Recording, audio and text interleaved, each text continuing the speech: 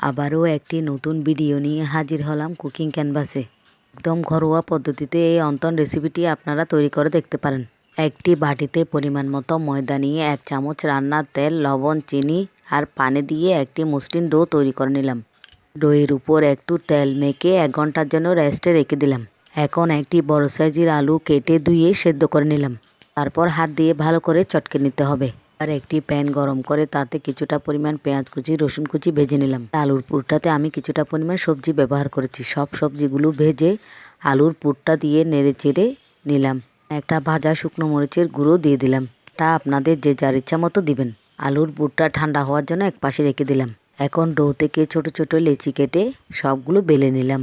তারপর একটা একটা লেচির মধ্যে পুর ভরে অন্তনের শেপ দিয়ে দিলাম। অন্তনের শেপটা দেওয়ার সময় ভিডিও করা হয়নি। এভাবে সবগুলো অন্তন রেডি করে একটা প্লেটে নিয়ে নিলাম। তারপর একটি কড়াইতে তেল গরম করে সবগুলো ডুবো তেলে ভেজে নিলাম। চুলার আঁচটা একদম লো ফ্লেমে রেখে ভাজতে হবে, যাতে ভেতর থেকে সেদ্ধ হয়ে যায়। ঘরে তৈরি অন্তনগুলো কিন্তু দোকানের থেকে স্বাদের দিকে কোনো অংশে কম নয়। আমার অনুরোধ, একবার হলেও ট্রাই করে দেখবেন। ভিডিওটি ভালো লাগলে পাশে থাকবেন। ভালো থাকবেন, সুস্থ থাকবেন।